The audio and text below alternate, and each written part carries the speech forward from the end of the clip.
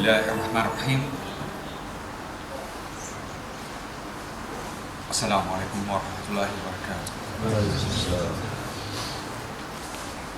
Ashhadu an la ilaha illallah, ashhadu anna Muhammadun Rasulullah. All knowledge comes from Allah subhanahu wa ta'ala, and He has given us the gift of the Rasulullah, and through him his word in the Quran, and where we learn the wisdom of la hawla wa la QUWATA illa billah, and HASBUNALLAH wa WAKIL.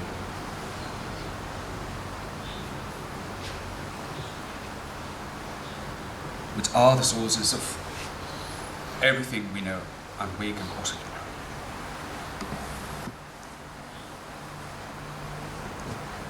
Today I want to speak about what I always speak about, which is Marifatullah.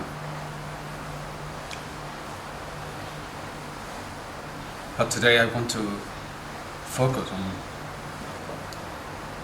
our role in the days that they have been given to us. We haven't chosen this time. We were born in this time. Allah put us in these particular circumstances. And we want to understand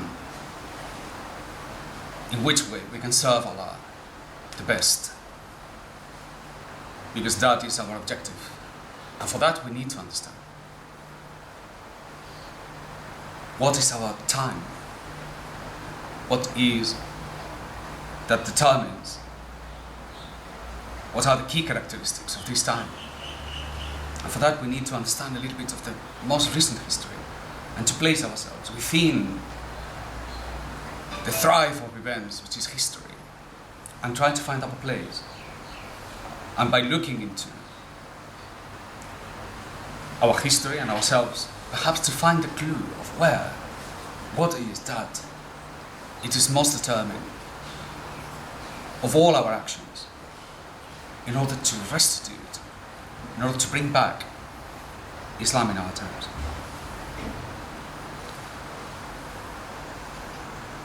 So I'm going to start from language. This is a very odd place to start. But language is, of all the elements we have, the most determining.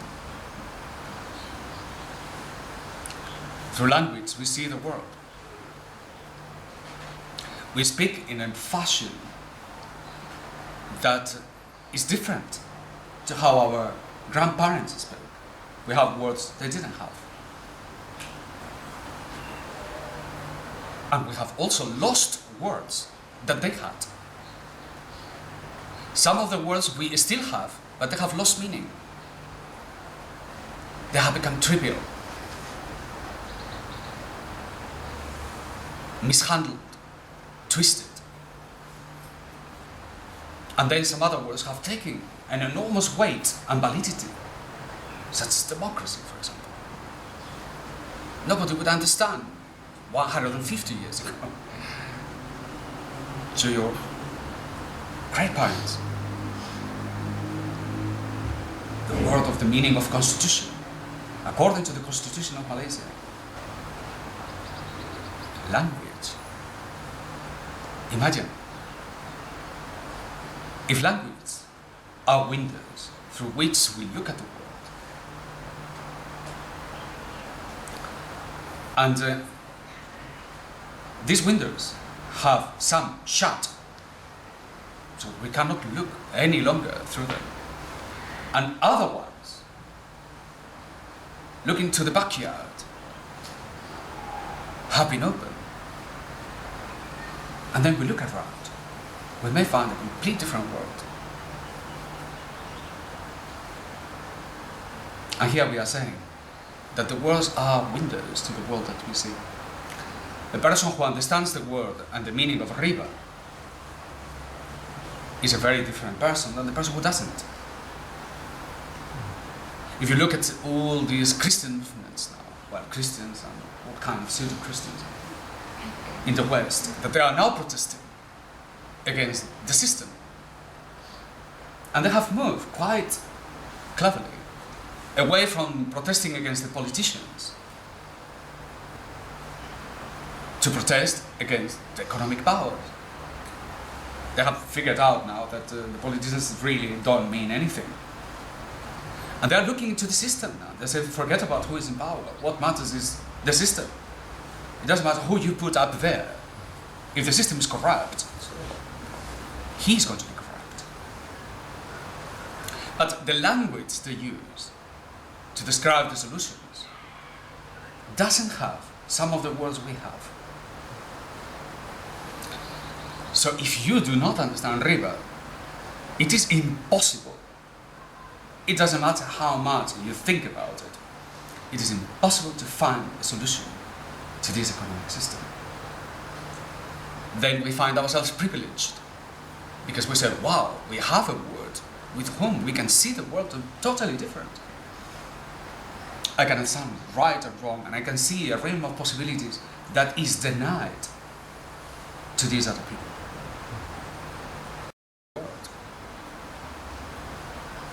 But enough to understand how determining language is. The problem is that language is, of all matters, one of the most misregarded. We don't think about it in terms of political importance. Nobody dares to say that we are imprisoned by our language. The tyrannical language we use, nobody says things like that. Yet, it could be appropriate. Because in fact, language could be very tyrannical. And it can imprison you, just as much as a physical prison can imprison you.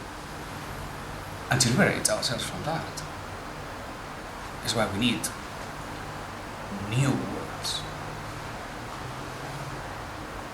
new openings. And where do we find the source for all that? In the Qur'an. We have them all there, like a fountain. Each one, a huge window to look through the world, to the world, through that. We have this enormous well. And there, again, we find ourselves privileged. So this is language. But, of course, we cannot stuck ourselves in a world of linguistic debates. That's not what this issue is about. What it's about is that this understanding we gain, or it is denied to us, will lead to different possibilities of acting. What can we do? Clearly, somebody who understands that the riba is haram will be capable of looking at the banks in a completely different way, but also to act differently. He's not going to start going to an Islamic bank. Not if he knows what wadiya means, for example, or gold dinar means. But then there's something even more profound. He said, well, if this is the power of words, what is the power of sentences? La hawla wa la quwwata illa billah. Doesn't matter what comes with it. And then, HASBUNALLAH wa WAKIL. Wow, it is extraordinary. I think one should create a university of La hawla wa la quwwata illa billah. It's so big. You have to create 100 faculties just to analyze each one of those words and how they combine together and what they mean. It's vast, huge. And then La ilaha illallah. You tell me what that is. How about Allah? That when you say it, your heart turns, it moves, jumps of excitement, that it reaches every cell in your body. Turns around. How about that? What world to open through that very word? But what I want to talk to you about is not about language. This is only just to lead you to the subject that I want to talk to you about. The subject I want to talk to you about is thinking. In the thinking is a word are involved. And then wisdom comes into it. Because it gives you a horizon, a project, a purpose. And all that conforms the way in which you're going to act and the language that you're going to use.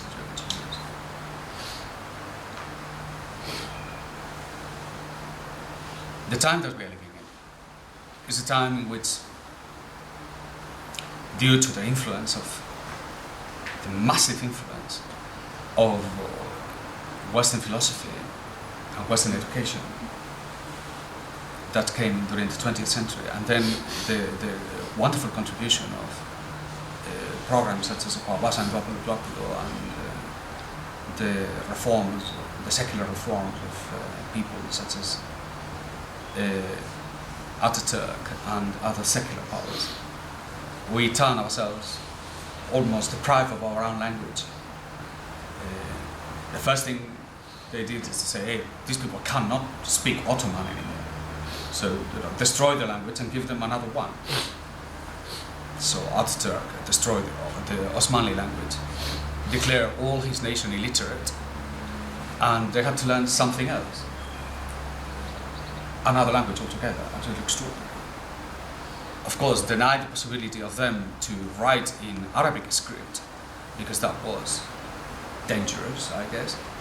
And they may even read the Quran if we leave it there, and force them into these Latin-based language, just as it happened to you.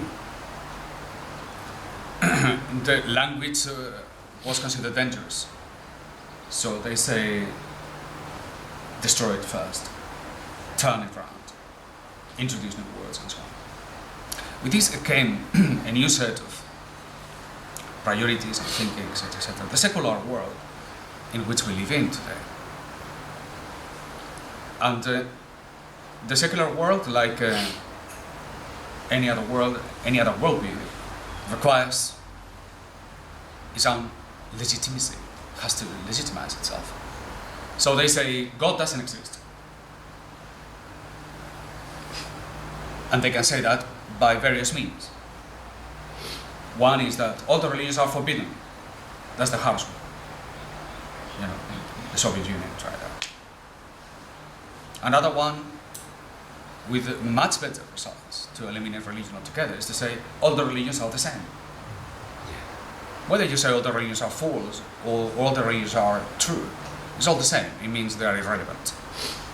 So the code word for the complete elimination of religion is called tolerance. Everybody uses this word without any understanding of the meaning of it. It has become so common that people throw it among each other, even among Muslims, without any further consideration. The language deteriorates, and the possibility of understanding other things get covered or twisted because of this term. But the use of these terms is how everything works within secularism. It forces, it puts reason, it uplifts reason, and it, like the French Revolution did by creating the God of reason. They wanted to eliminate God altogether, but they end up doing another God, the God of reason. God doesn't exist except for the God of reason. They couldn't get away from this because in thinking you need a foundation. So they said, what makes things true? And then they come up with several definitions. So the foundation, the rational foundation upon which everything becomes knowable, that determines what can be known and what cannot be known. Such as, for example, when people say the consensus of the majority is the truth. Democracy. So if the consensus of the majority sees that prostitution is halal, then prostitution is halal. We don't believe in God, they say. Well, you have deified this consensus of the majority, which, as we know, it can be just turned around just like this. A little bit of publicity, a little bit of propaganda. And those who think they are thinking by themselves, they have been told what to think. That's how you have these mono-parties winning and winning in elections, 95% of the vote.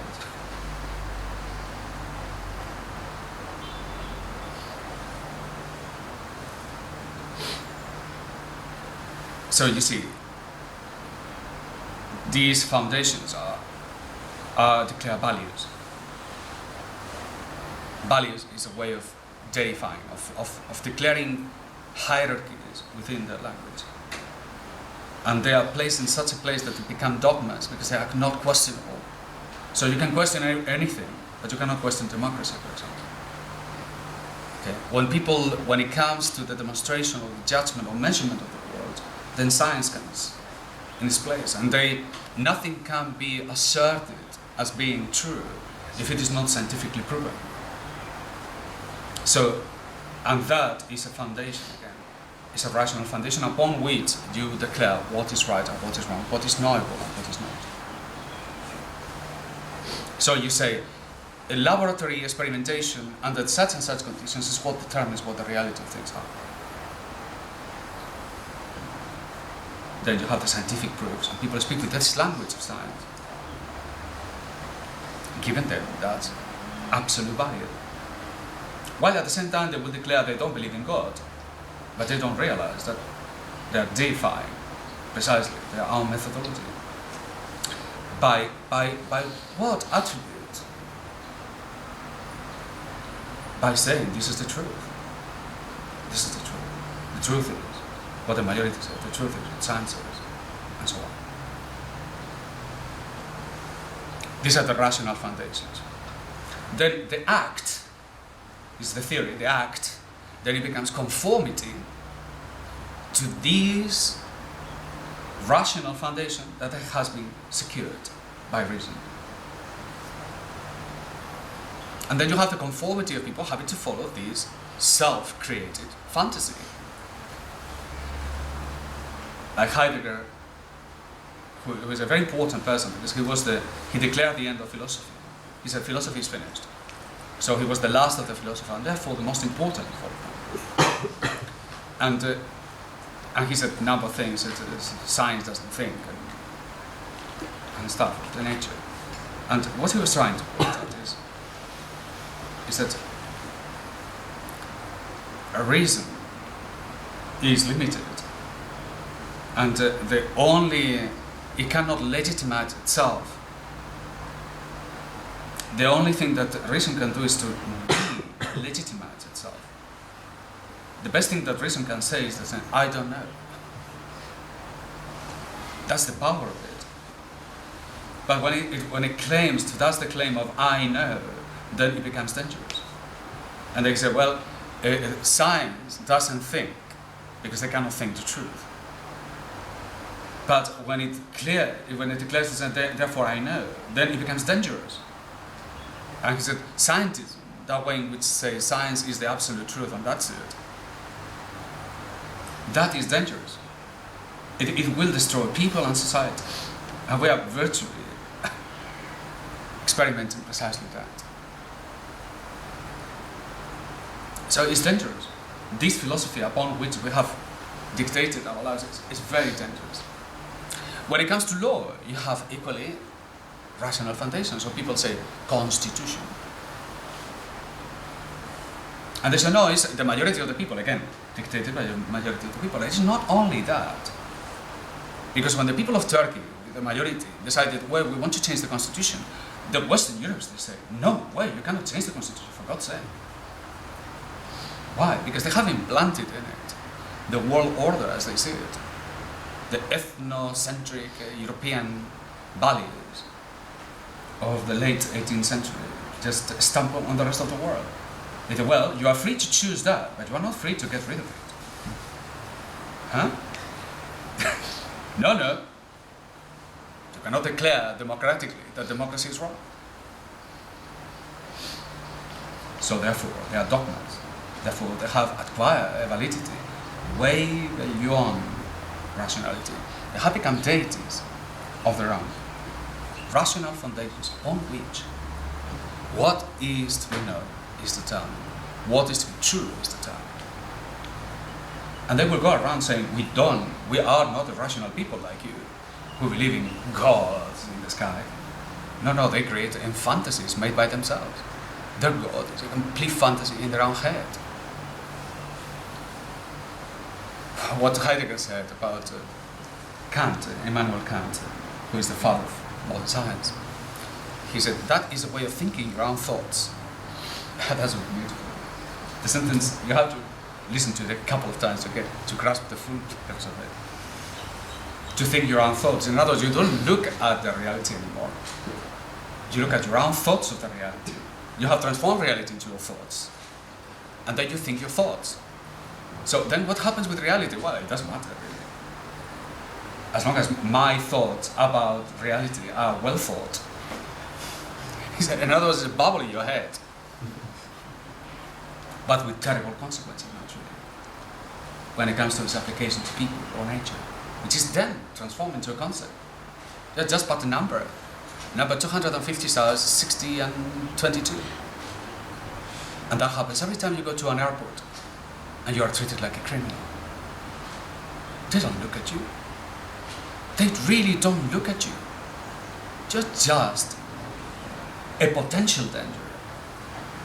A biological entity walking through who can alter the order. They don't know who you are.